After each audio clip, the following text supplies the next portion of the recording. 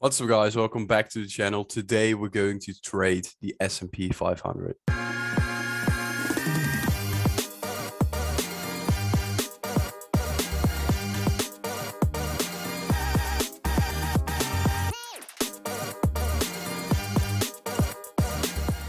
All right, new video today. I'm going to talk about the global stock markets and how you can trade these, my approach to it, what are things to consider, etc. What you're seeing on the screen right now is Pro Real Time, a professional trading platform that many people use. I use this to chart the S&P. This is the futures chart. I like to take a look at the futures, of course, with Forex trading. With the Forex brokers, I have to say you can trade the CFD versions, but I do prefer futures as it's regulated. So yeah, if you want to know more about this charting platform, if you want to get a huge discount on it, click the link down below. All right, so we're looking at the S&P, which is basically the major index that most people follow, most people are aware of. And as you can see, as of lately, as of the beginning of 2022, we have been in a downtrend. There are multiple reasons for this. Interest rates increasing, inflation, uncertainty, COVID, Ukraine stuff. So a lot of things going on. And of course, when there are a lot of things going on, or when interest rates go up, stock markets go down. That's just the correlation that there is. Stocks are risky assets, and they tend to go down, and people like to be more in cash. That's one of the reasons the US dollar has been increasing in its value, also because of the interest rates. So how do you approach this? Now, from a fundamental perspective, it is still bearish. Interest rates are still increasing, still uncertainty in the world. So I would say, if you want, like, there is no point in trying to pick the bottom, because I know people that tried to pick the bottom here. They tried it here, they tried it here, and as you can see, we went down and we went down and we went down. Let's talk about in terms of investments. In terms of investments, every month I invest in the S&P 500, regardless of the market, how it looks, etc. I just invest in it, because in the long run, if you buy every single month, in the long run, when price, let's say, it does this and then it goes up in the long run, you buy here, here. In the long run, this is going to be profitable. This is for my pension. This is also just to build my capital up in quite a safe way. However, if you want to be trading this, there are a few important things to consider. First of all, in terms of bottoming, I don't see a V reversal happening anytime soon. A lot of people are looking for a V reversal like you've seen here. So this was the drop with COVID, and they expect a reversal like this. That's what people expect right now. I don't. I honestly think that we will be going down for quite some time. Then we will be ranging, and then slowly we'll be going back up. I don't see just this. I don't see that happening at all. Maybe it's going to be like this, then we spike up, but I do expect price accumulating before we really get a new all-time high. That's just my expectations. Now, in terms of trading, I have a short bias, and when I have a short bias, you always want to put in key levels, key areas. To me, that's swing high, this swing high, this swing high. These are, in my opinion, the key levels, and of course the all-time high.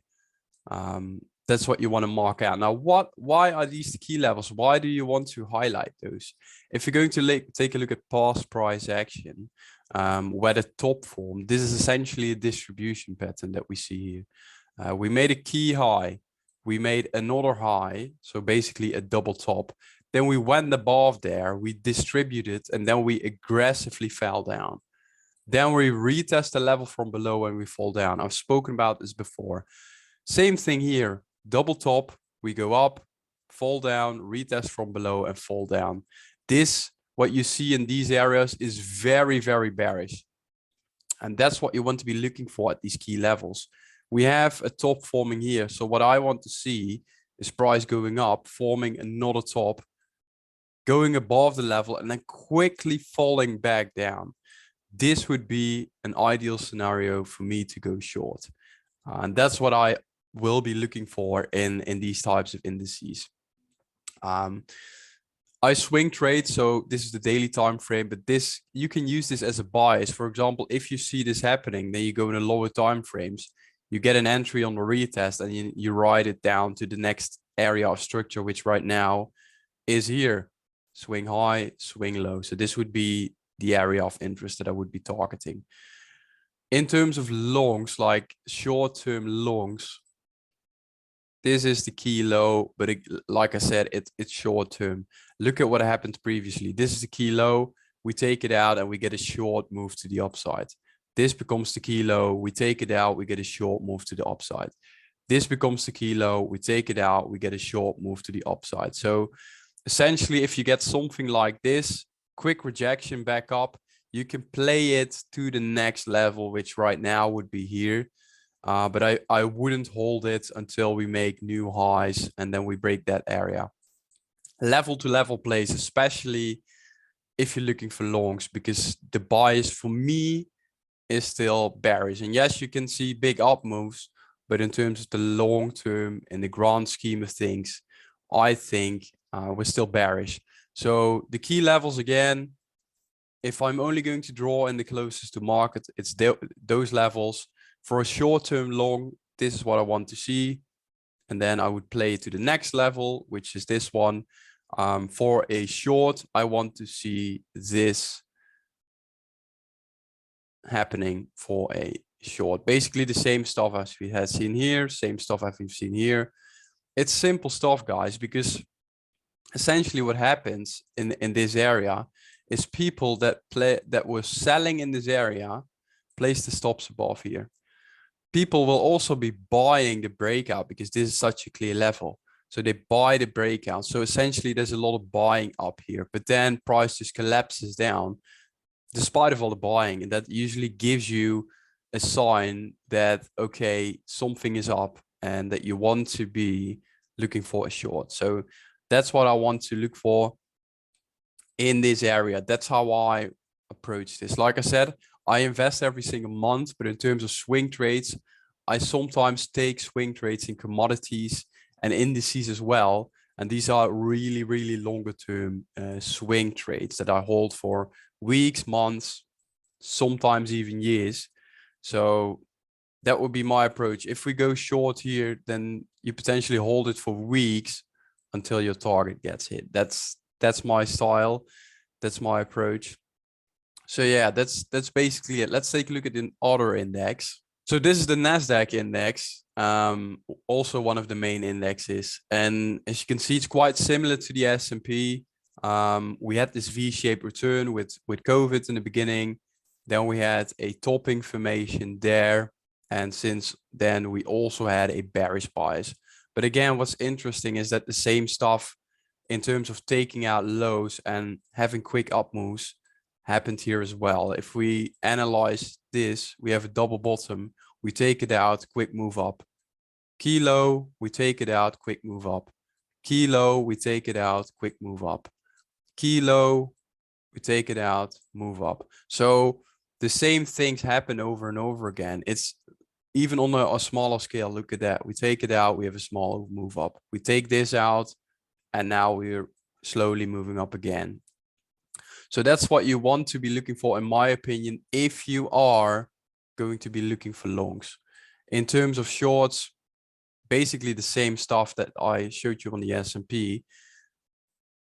Look at that. We got that double top. We take it out. We collapse down. Here we have relatively equal highs, and this is also a key area. So you want to look for the same price action that we've seen here. You want to look for that at this area and this area for if you're going to take a swing short.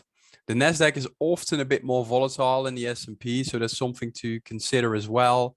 I also invest in this market for the long term.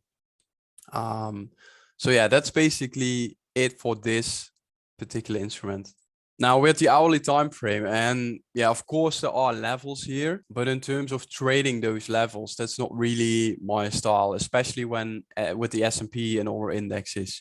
This is the level I highlighted on the daily. It's so key because look at this triple top. That's like the perfect area to look for a false break of those highs. And then of course this area, yes, people will be like, oh, but this is a great area to sell. Maybe you get a short reaction there, but I don't like to trade these lower time frames, especially with volatile times, especially on these indexes. So yes, this is an important level, but I wouldn't consider this. This one is, in my opinion, the most important level above market, and then this one. So keep your eyes on that level and then that level. That's really key in this market. So yeah, that's basically it for today's, guys. That's my opinion about the stock market, how you can trade it, what to look for, which key levels.